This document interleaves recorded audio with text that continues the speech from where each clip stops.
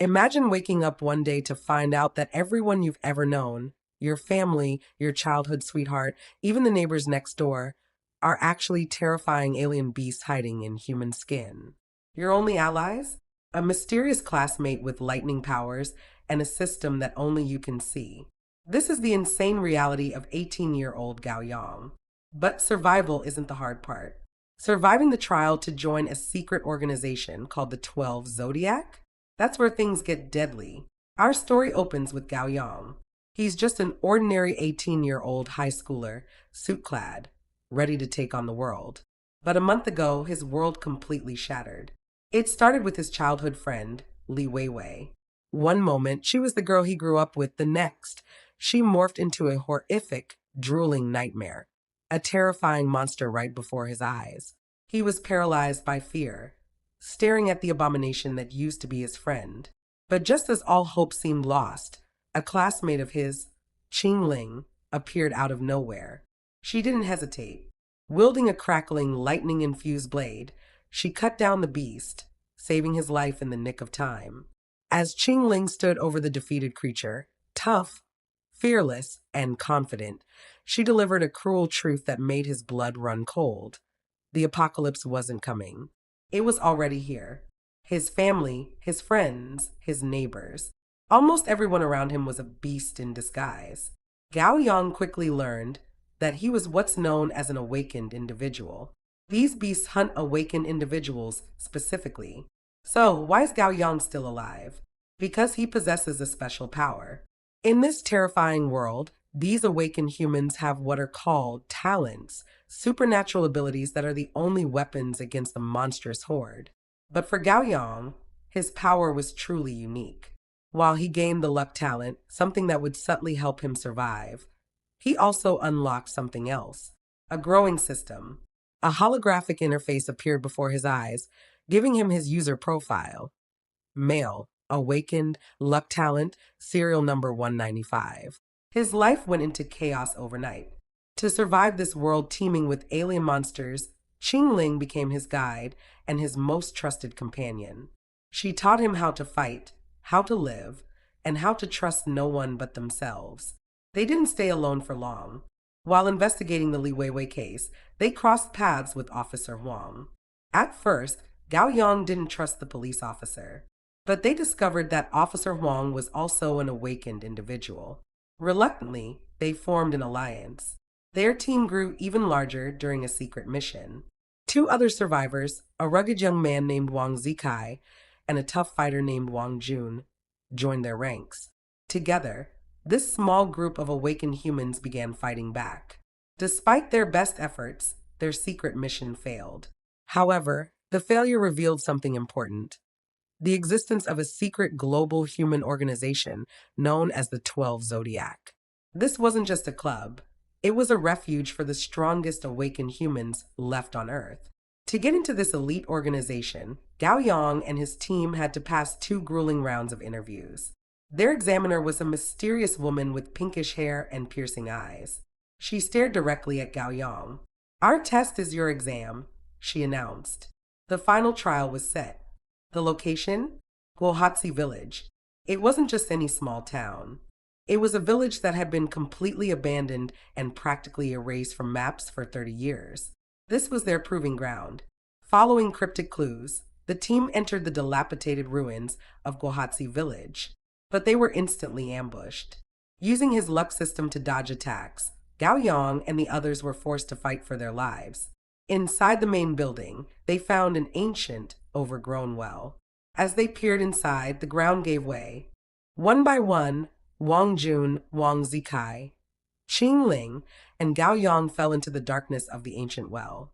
They tumbled down into the pitch-black depths. Deep underground in Guohatsi Village, the air was thick with dread. The only way out was to uncover the massacre that happened there and find the murderer. But as they dug deeper into the investigation, the truth turned even more sinister. The murderers weren't outsiders. It was every single villager. Their eyes glowed red, their faces twisted in rage. Beastified and hungry, the entire village turned into a mob of monsters. Gao Yang and his team had no choice but to fight fiercely, weapons clashing against claws in a desperate battle. They survived the horde, but there was no time to breathe. Out of the shadows, the final big boss emerged, a horrifying, giant skull-faced creature with wild, matted hair, staring down at them like death itself. Fear gripped everyone. Despair surrounded them. Just when all hope seemed lost, blinding light tore through the darkness. The 12 Zodiac had arrived. Like divine soldiers descending from the heavens, they struck down the monster in a single blow. Gao Yang and his team were saved. And with that, they finally joined the organization. Life inside the 12 Zodiac was brutal but structured. They learned the truth behind their power, rune circuits. These ancient marks were the key to enhancing talent levels, and awakened individuals would kill for them. But the world outside the organization was even darker. When the Crimson Tide arrives, the hunt for beasts will ignite again. Shadowy ghost factions watched from the darkness. This was only the tip of the iceberg in a world ruled by monsters. And the organization? At least it was a shield. But peace never lasted. During a battle over the rune circuits, Gao Yang made a deadly enemy, Hong Feng. And Hong Feng didn't forget. He came back for revenge. The fight was vicious. Punch after punch, blood splattered. In the end, Gao Yang stood victorious over Hong Feng's broken body. But victory came at a cost. His good friend, Wang Siki, lay lifeless on the ground. He was never coming back. Grief had no time to settle. Wang Zikai had been dead for less than 24 hours. Gao Yang didn't even have a moment to mourn before the next mission dropped. At the funeral, white flowers lined the hall. Coffin stood silent. Wang Zikai, alive, standing beside Gao Yang, asked with a hollow look, "What have you been doing these past few days? You didn't even let me know." But the mission couldn't wait. They entered an endless, dim subway tunnel to find the missing Baichuan group and the lost rune circuits. But the subway wasn't normal. Time and space were broken here. Twisted loops created different versions of people from different timelines. In one loop, teammates turned on each other, stabbing and killing until only one was left standing. To save everyone, one member of the team chose to sacrifice himself. As his body dissolved into light, his voice echoed, "Tell my wife and children, I love them." It had been only 1 month since Gao Yang stepped into the world of alien beasts. In that short time, he had tasted despair, tried to be brave, and now he had learned how to say goodbye. Standing before a coffin surrounded by white flowers, he bowed his head. The living must replace the dead. They must keep moving forward, no matter what lies ahead. Later, at a carnival bursting with fireworks, a strange girl with silver hair clung to him. She was the human-eating girl, and she insisted on being his friend. She leaned in, sniffed him, and smiled, "You smell so good." Meanwhile, Gao Yang traded his suit for a junior officer's uniform. He was investigating a string of brutal serial murders, 6 cases so far. The killer's methods were savage. He went undercover at the strange number 11 middle school, a place where bullying had already sparked a rebellion. The hallways were cold, the students silent and scared. Gao Yang walked through the corridor, scanning the students. Then, a pale hand touched his shoulder. He turned. Standing behind him was a boy with a pitch-black, grinning face, eyes hollow, smile stretched too wide. "Classmate, which class are you in?" Gao Yang's next mission brought him to an abandoned amusement park in the southern G district. The place was utterly desolate. A massive, towering skull structure loomed over the entrance, casting an eerie shadow. As the team pushed open the rusted iron gates, they stepped onto cracked cobblestones under a pale, smoky mist. As they walked deeper into the park, the mood turned skeptical. One of the team members looked around and scoffed, complaining that there weren't even any ghostly figures here. He mocked the Baichuan group for choosing such a shabby and poor location just to set up a market. But Officer Huang stepped in to explain the harsh logic of the world. He clarified that whether the place was poor or not didn't matter. There was a reason the Baichuan group had chosen this spot as their territory. When asked why, Huang gave a simple, chilling answer: because fewer people meant fewer beasts. It was safer that way. Gao Yang nodded, understanding the grim reality behind the choice. Just then, a heavy, metallic clanking sound echoed from the giant skull gate. As the group looked up, A booming voice commanded them to welcome and come inside. Panicked, one of the team members screamed, thinking they had just entered the underworld. But another instantly brushed it off, calling it nothing more than an old haunted house. Walking inside, they were greeted by two massive, muscular gatekeepers wearing bull and horse masks. The guards announced that the Baichuan Night Walk had officially started, and they hoped everyone would find the gear they desired. To Gao Yang's surprise, this night walk wasn't a horror maze. It was a bustling black market held by the Baichuan group. The night market sold essential equipment, supplies, and various survival necessities. The main focus of the stalls was high-tier gear made of black metal. This specialized metal resonated perfectly with the energy of awakened individuals, greatly enhancing their combat strength. Gao Yang immediately found a pair of gloves that caught his eye. They were perfectly suited for his flame abilities, capable of making his energy activation smoother and more concentrated. However, there was a massive catch. These 12 black metal gloves were far too expensive. His monthly salary was only 5 gold, and he had already lent some to Qing Ling for her gear. He only had 1 gold left, leaving him nothing to buy with. Frustrated, he turned to leave, promising himself he would come back next month. But just as he was about to walk away, a voice called out, "Wait a minute." A mysterious girl with long white hair and a large purple hat appeared behind him at the stall. She looked incredibly young. She asked if he wanted to buy something, commenting that it wasn't easy for someone so young to be working to support their family. Gao Yang waved his hand dismissively, saying he was just casually taking a look. Suddenly, his blonde teammate jumped in. He whispered to Gao Yang that he had just learned some bargaining techniques from Officer Huang, and he wanted to practice. He grabbed the gloves and dramatically insulted them. He exclaimed that 12 gold for these crappy gloves was ridiculous, that the lines, cut, and style were all third-rate. He even insulted the logo, calling it as ugly as a pile of poop. He finished by complaining about her bad service attitude, claiming they had been waiting for her for a long time. Then, the blonde guy smirked and offered a pity price. Sighing, he told her that because she was so young and tough, he would reluctantly buy them for 2 gold as a way to make friends. The girl simply asked how much he was offering. The blonde guy held up 2 fingers and declared, final price, 2 gold. Gao Yang was completely shocked, screaming internally that this wasn't a bargaining technique at all. He thought this was basically stealing, and there was no way she would actually agree to it. But the girl simply paused, then told him, "Just give me the money." The blonde guy was overjoyed, smugly telling Gao Yang there was no need to worship him because he was a legend. He couldn't believe the trick actually worked. The girl then asked if he was really going to sell it to her, and just said, She held out the gloves for him to take. But then, Gao Yang's face dropped. He admitted the awkward truth. He only had 1 gold left. He awkwardly suggested they exchange contact information, and he would come back to pay the rest next month. The girl shook her head. She told him she didn't have a phone, and next time she wouldn't be here either. Gao Yang sighed and told his partner, "Looks like we're not meant to be." He started walking away, but the girl called out again, asking, "Do you not want to look at the rest?"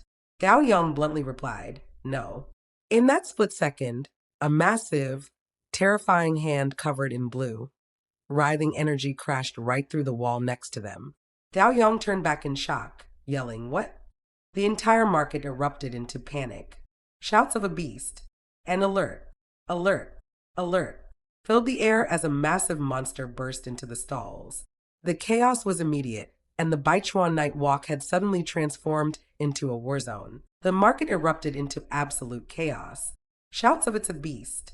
Get ready for battle!" echoed through the abandoned amusement park. But as Gao Yang braced himself, something felt deeply wrong. His system, which always warned him of incoming danger, hadn't flagged a single thing. The terrifying blue, writhing arm wasn't attacking anyone. It was attached to a panicked young man on the ground. He was begging for help, crying out to Brother Kai, Brother Yang, and Officer Huang, pleading for them to save him. The young man desperately tried to explain himself, insisting he wasn't a beast. He confessed that sometimes his right hand acted on its own, and he couldn't control it at all. A tense standoff formed. The surrounding awakened individuals drew their weapons, ready to strike. Officer Huang quickly stepped in, raising his hand to calm the crowd. He ordered everyone to stand down, explaining that the man was an awakened individual and a member of the 12 Zodiac. But the crowd wasn't convinced. They pointed out that the arm was obviously that of a beast. Angry voices questioned which Zodiac member he was, claiming they had never heard of him before. Amidst the commotion, the little girl from the stall suddenly grabbed Gao Yang's arm with surprising, unnatural strength. She urgently ordered him to come with her quickly. Gao Yang was taken aback, realizing that this tiny girl was incredibly strong. As she dragged him away, he demanded to know where she was taking him. A cold suspicion crept into his mind. This girl was acting strange. Could the trouble unfolding in the market be related to her? He confronted her directly, asking her to speak up, demanding to know who she was and what she really wanted. Ignoring his interrogation, the girl shoved something into his hand. "This is for you," she said. He looked down to find the pair of black metal gloves she had been selling earlier. He was completely stunned. He hadn't even paid for them. Then, she pointed up at the Ferris wheel towering over them in the moonlight. With a cheerful voice, she asked him to ride the Ferris wheel with her. Gao Yang was dumbfounded. He asked her if she was serious, asking if she actually heard what she just said. Gao Yang suspected a trick, so he activated his ability. A blue holographic interface flashed in his vision, lie detection. He stared at her carefully, the system confirming that she was speaking the truth. She genuinely just wanted to ride the Ferris wheel with him. He called his teammate, Wang Zikai, to ask about the girl's background. Wang Zikai, currently dealing with the chaos of the beast arm, told him that he had no idea who she was. He mentioned that her arm was incredibly strong, easily able to drag him away, but that she didn't seem to have any malicious intent. Wang Zikai advised him to just go with it and get used to it. Gao Yang sighed. He agreed to her request, deciding to ride the Ferris wheel with her, even though he knew it would waste his time. The girl cheered, hopping excitedly and shouting "okay," before sprinting toward the attraction. The sound of her footsteps echoed in the empty park, but then a glowing blue spark flashed beneath her foot. Gao Yang followed her up the Ferris wheel, a nagging suspicion eating at him. He wondered if this little girl was actually hiding a very dark background. Once they were seated in the gondola, high above the dark amusement park, he turned to her. Clearing his throat, he asked her, "What's your name?" She smiled and replied, "Chu Shui." Gao Yang pondered the name internally. He had never heard of her before, but with her generous spending habits, she could easily be a high-ranking member of the Baichuan group. However, she was dressed so shabbily that it didn't add up. He pressed further, asking if she was from the Baichuan group. She said no. He asked if she was from the Qilin Guild. She said no. He asked if she was unaffiliated. Again, she said no. Then, she folded her arms, a shadow falling over her face, and delivered a shocking answer. "I am a ghost." Gao Yang's eyes widened. He forced a nervous smile, telling her it was nice to meet her, and that it was the first time he had ever seen a ghost. But in his mind, he was screaming. He asked himself what was trying to scare him. If this little girl truly was a ghost, then he wouldn't be the one running away. He asked her if she wasn't afraid of ghosts. She responded by asking him if he was. He admitted, of course, he was afraid. Gao Yang explained that his teacher had once told him that the moment a person encounters a ghost, their fate is sealed, and there is no way to escape. Chu Shui agreed with him, saying that his teacher was right. Gao Yang slowly nodded. The gondola eventually came to a stop at the top of the Ferris wheel.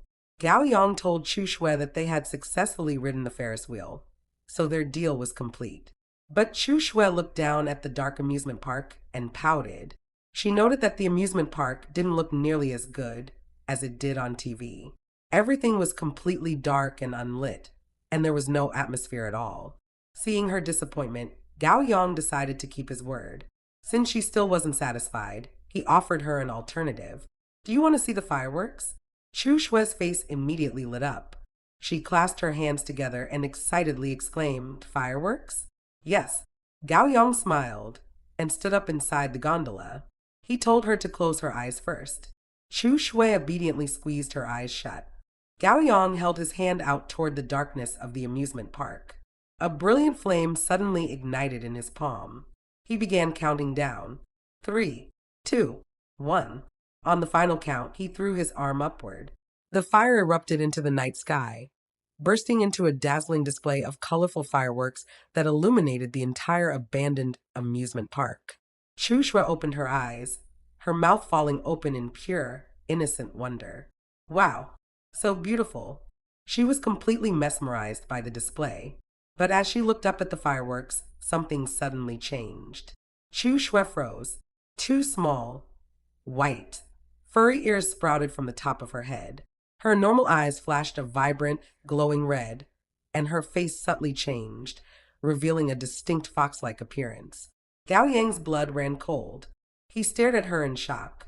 Wait, this. His mind immediately raced back to the briefing Uncle Huang had given them. They had once asked Uncle Huang how to distinguish between different groups of ghosts. Uncle Huang had explained that there was no need to recognize them from afar. The moment you saw a ghost, you would know. He had also warned them not to try to recognize ghosts, because if a ghost realized that you had discovered its identity, it meant you were already dead. There was no way to escape. Gao Yang forced a casual smile, trying to conceal his terror. But his inner monologue was frantic, this girl. Can't really be a ghost, right? Gao Yang stared in horror as the little girl's ears and glowing red eyes appeared. His mind screamed at him. Could she really be a ghost? Suddenly, a massive red triangle icon flashed violently in his vision. The system warning blared. Warning. You are currently facing an extremely dangerous entity. Before he could process the alert, his phone buzzed. It was Officer Huang. He urged Gao Yang to come back immediately, explaining that something terrible had happened. A stall owner had been attacked and was now seriously injured and unconscious. Gao Yang answered, keeping his eyes locked on the girl, but his voice was cold and stern. He told Officer Huang to tell everyone to evacuate immediately. Officer Huang was confused, asking what was going on. Gao Yang didn't answer the question. Instead, he looked directly at the girl and asked you, "Are really a ghost?" The girl nodded calmly. "Yes, I told you earlier." Gao Yang's blood ran cold. A drop of sweat rolled down his cheek. He asked the dreaded question, "Are you here to kill me?" She paused, looking at him. "No." Gao Yang let out a small breath of relief. But before he could relax, she continued. A sinister grin crept across her face. "I came here to eat you." Gao Yang's eyes widened. He immediately conjured a roaring flame in his palm, ready to fight to the bitter end. Even if he couldn't win, he refused to just sit there and wait for death. But as he stared at her, a doubt surfaced in his mind. He paused. If Chushua had planned to eat him from the very start, why hadn't his system detected any danger until just now? Did the thought of eating him only arise at this moment? Then, a horrifying realization hit him. He looked at the system warning again. The warning wasn't triggered by her initial threat. It was happening right now. That meant the extreme danger wasn't coming from Chushua. The dangerous entity was something else entirely. Suddenly, a massive, dazzling explosion of fireworks erupted in the sky behind them. Chushua spun around, her eyes lighting up with innocent excitement again. She laughed, amazed that the fireworks were back. But her expression quickly softened, and she looked back at Gao Yang. "But I made up my mind a while ago," she said with a warm smile. "I don't want to eat you. I just want to be friends." Gao Yang was speechless, his flames dissipating. He was now sweating profusely, caught between terror and absurdity. He frantically agreed. "No problem. As long as you don't eat me, don't even mention being friends. Whatever you want is fine." Chu Shui giggled and held out her pinky. "Then, pinky promise." Gao Yang hesitantly linked his pinky with hers. She nodded happily and made a solemn vow. "Pinky promise, cross my heart. No changing for 100 years. From now on, we're good friends." But as the promise was made, she suddenly gasped. "Oops, my sister is coming." She jumped back, preparing to flee. She apologized, telling him she had to go. She waved goodbye and cheerfully yelled, "See you next time, Gao Yang." With a blue flash of light at her feet, she vanished into thin air. Gao Yang stood alone on the Ferris wheel platform, giving a weak wave. See you next time, he whispered. He collapsed to the ground, his body trembling with relief. He realized how close he had come to death. The system's warning earlier must have been triggered by Chu Shue's older sister. If he had actually made a move against Chu Shue, he would have been dead before he could even blink. He had truly just brushed with death. He didn't have time to rest, though. Seconds later, his team burst onto the scene. Gao Yang, hang in there. We're coming, they shouted, running toward him. The blonde teammate Wang Zikai was furious, looking around for the lizard beast he wanted to destroy. When he saw Gao Yang sitting on the ground, he immediately asked if he was injured. Gao Yang calmed them down, explaining that he was fine and the danger was already gone. Wang Zikai was annoyed, asking why Gao Yang had ordered them to evacuate in the first place. Gao Yang deflected, trying to act tough. He told them that given his power level, there was no way he could actually be scared of anything. But the team wasn't buying it. They pressed him for details about the fake stall owner who had taken him away earlier. Gao Yang sighed and told them they could discuss it after they returned. They gathered at the market's headquarters to survey the damage. Officer Huang was already inspecting the unconscious body of the young man, whose arm had turned into a beast. He reported the situation. After Fang Jun lost control, they had instantly explained everything to everyone. But shortly after, they had found this unconscious stall owner in the storage room. He had immediately called for help. Officer Huang noted something crucial. The injured stall owner's body was fighting the healing.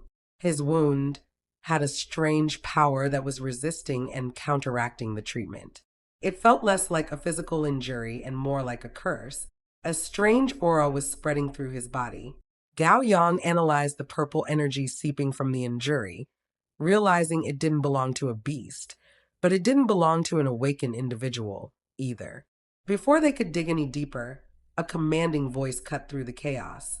A tall, stylish woman with long red hair and sunglasses walked into the room. She was in complete control, telling the crowd to notify everyone that the gathering was over and to head back immediately. She announced that the meeting location would change in the future, and she would report to the higher-ups. She firmly dismissed the crowd. Everyone obeyed immediately, shouting yes, and quickly dispersing. But as the woman removed her sunglasses and looked around the room, Gao Yang froze. He stared at her, recognition dawning on his face. He muttered under his breath, "She is." The crowd around her greeted her respectfully, calling her sister Chin Ing. She looked at the members of the 12 Zodiac and greeted them calmly. "Long time no see. Members of the 12 Zodiac. Sorry for the inconvenience, but I'm afraid we have to interrupt this gathering." Then, her expression turned serious as she looked down at the unconscious stall owner. She delivered a grim diagnosis. This is a curse, and his condition is not optimistic. Gao Yang looked down at the unconscious stall owner, his mind racing. He remembered that there were indeed curse-type talents, categorized under the miracle type. However, seeing the strange, purplish energy emanating from the man's body, he realized his situation probably wasn't caused by an awakened one. Sister Chening crouched beside the victim, looking deeply troubled. She voiced her concerns to the group. She needed to send him back to headquarters immediately, but she was worried about being attacked again on the way. She asked if they could escort him back. Gao Yang's thoughts drifted to the terrifying ghost girl, Chu Shue. From the current situation, it seemed the curse on this man had nothing to do with her or the Baichuan group. And based on what he had witnessed, her sister only wanted to bring Chu Shue back home, showing no interest in anyone else. He concluded that this favor could definitely be done. Sister Chening stood up, looking relieved.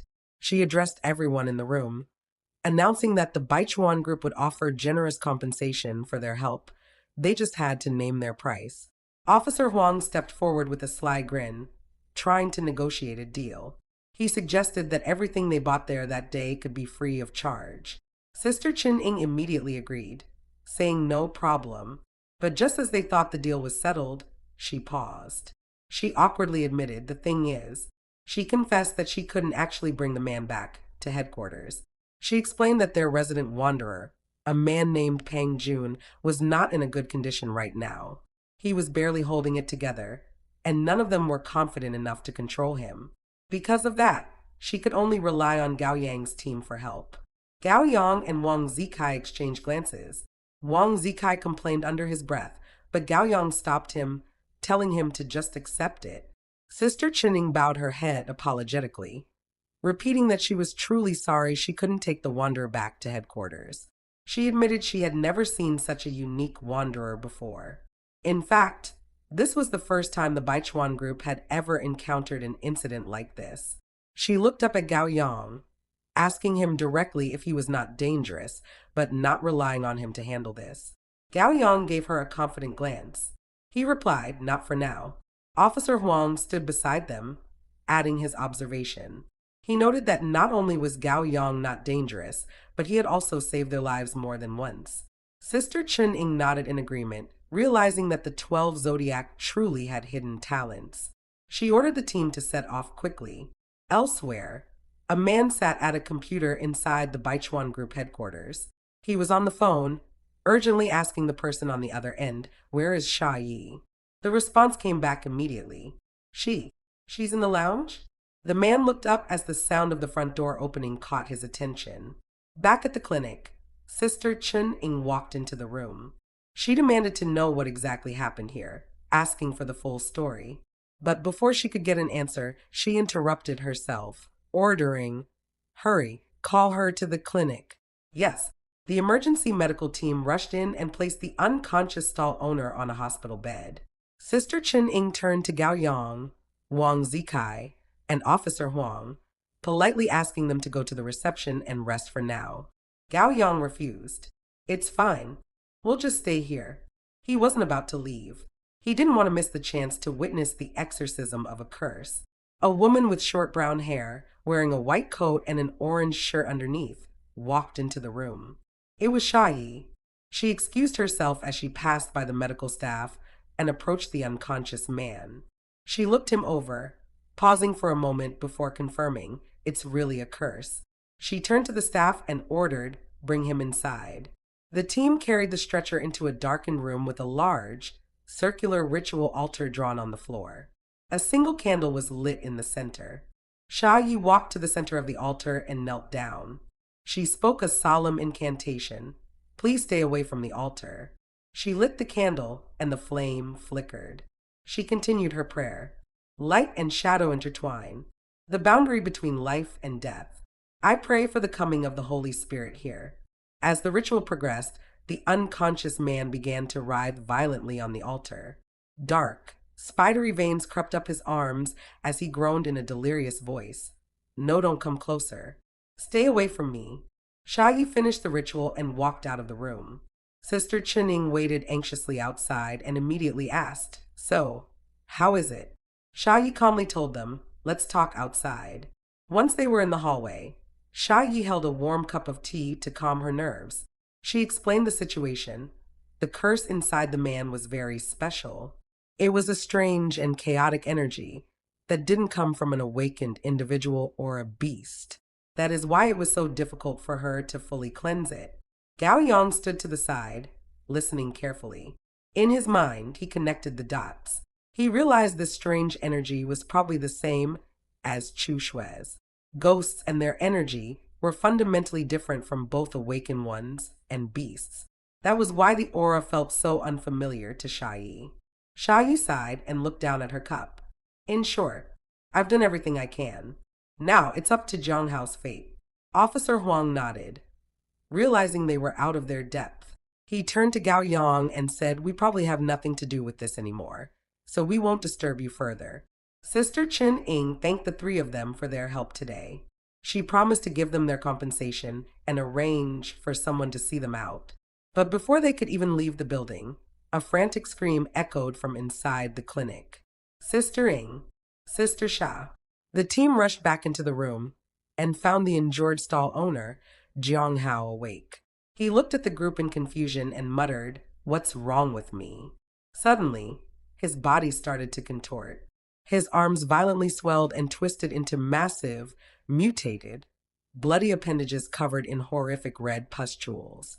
Zhang Hao screamed, completely losing control of his own body as the curse fully manifested in the clinic. The clinic erupted into panic as Zhang Hao's mutated arm thrashed wildly.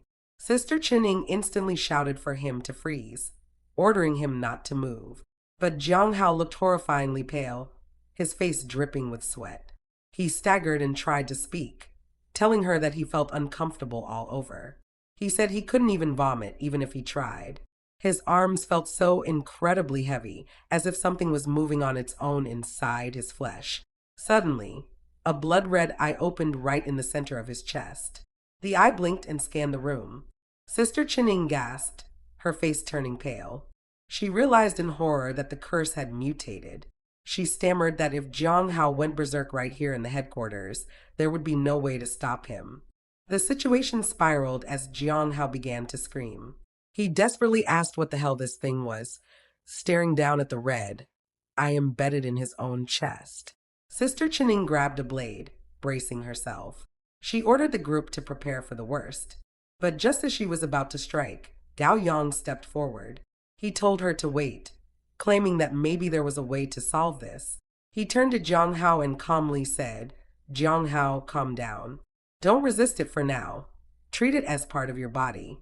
He explained that the curse was just feeding off his fear. Jiang Hao broke down completely. He refused to accept it, shouting that he didn't want something like that to be part of him. He begged them to help cut it off, screaming in agony. But Gao Yang stepped closer. He told Jiang Hao that if he wasn't mistaken, he must have been bitten by a white cat. Jiang Hao froze. He looked at Gao Yang in shock, asking how he could possibly know that. Gao Yang recounted the moment he saw a gorgeous white cat in the amusement park. He said its beauty was stunning. He told Jiang Hao that back then, he thought it was just a normal cat that wanted to play with them. Instead, it approached Jiang Hao and bit him. Gao Yang turned to the group and clarified that this was exactly why you should never approach an animal like that. He knelt down in front of Jiang Hao and explained the situation. He told him that this cursed arm drained energy from his body. It had its own consciousness, but it could still be controlled by the host. However, when the host's emotions became unstable, the cursed arm became unstable too. He stressed that Jiang Hao absolutely needed to calm down. Sister Chinning knelt beside Jiang Hao, holding his hand gently.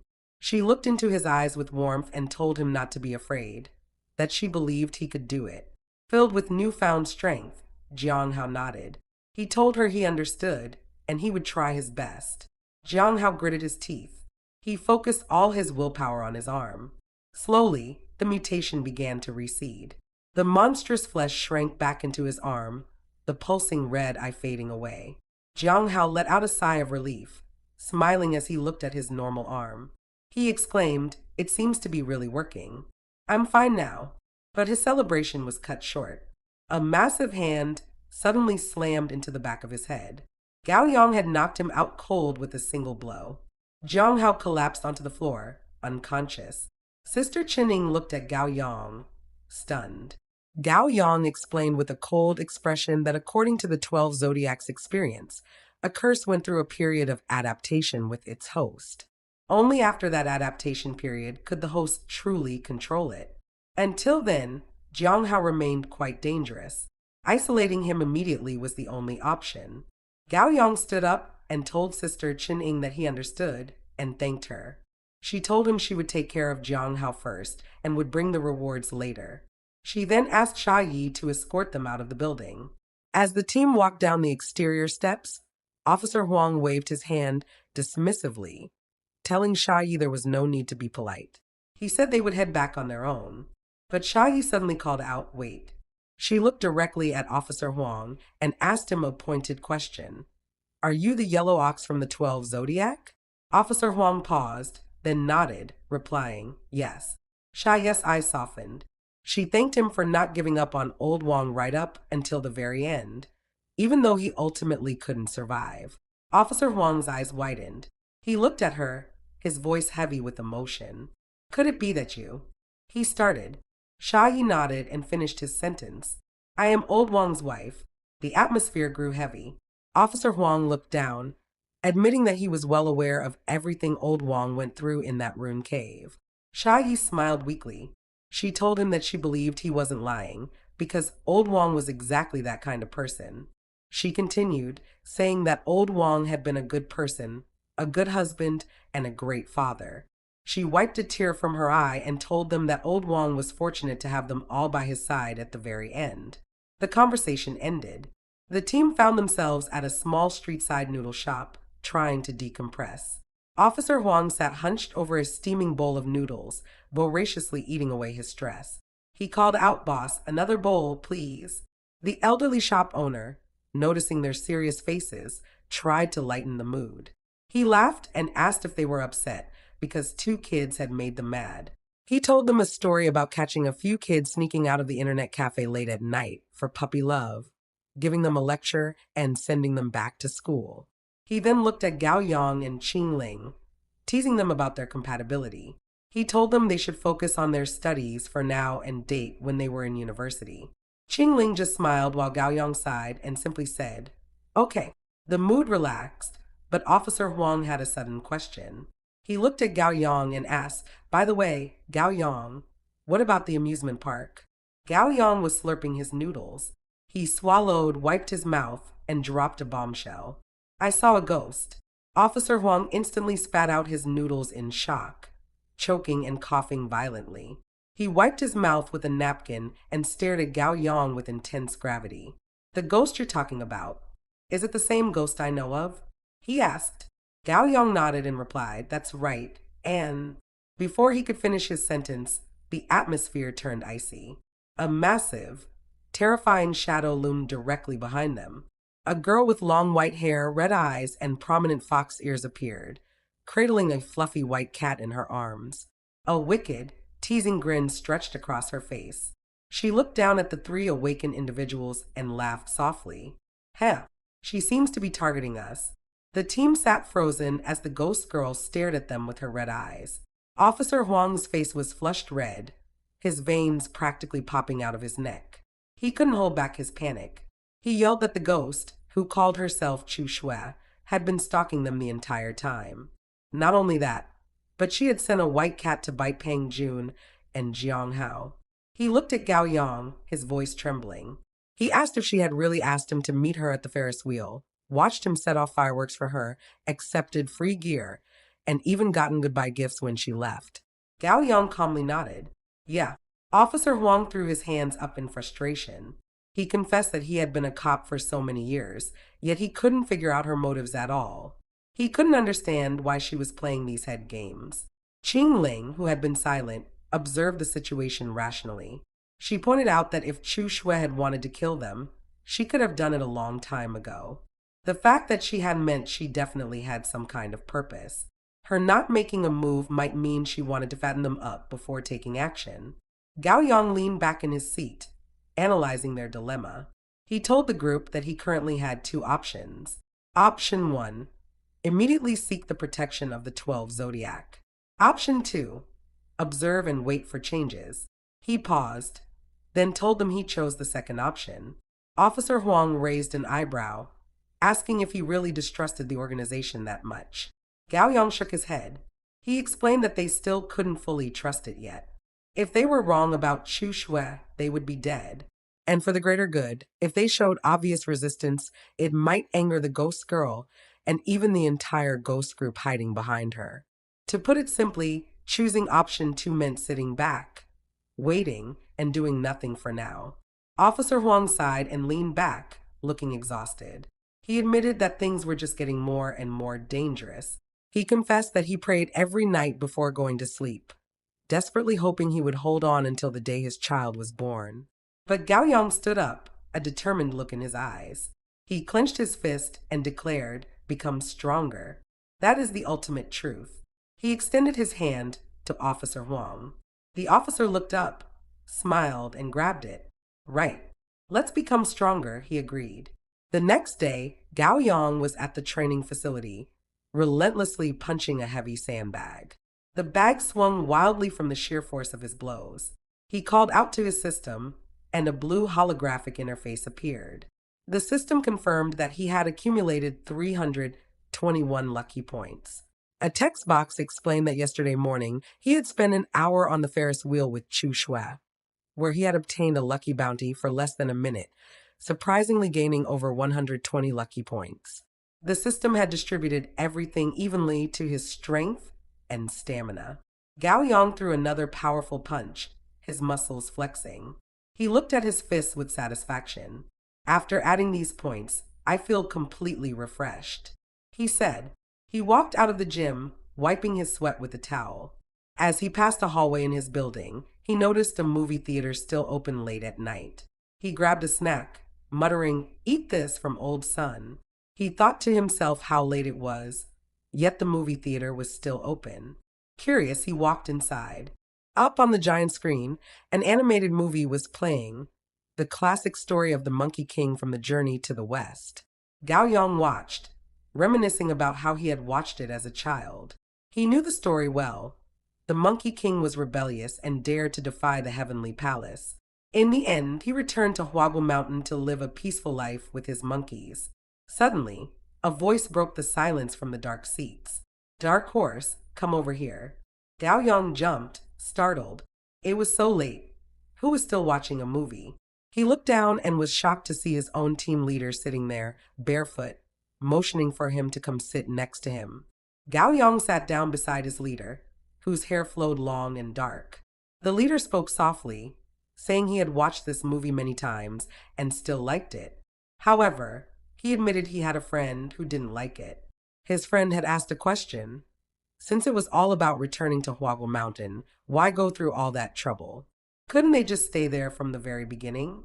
The leader turned to Gao Yang, his blue eyes piercing in the dim light. He asked him, "What about you?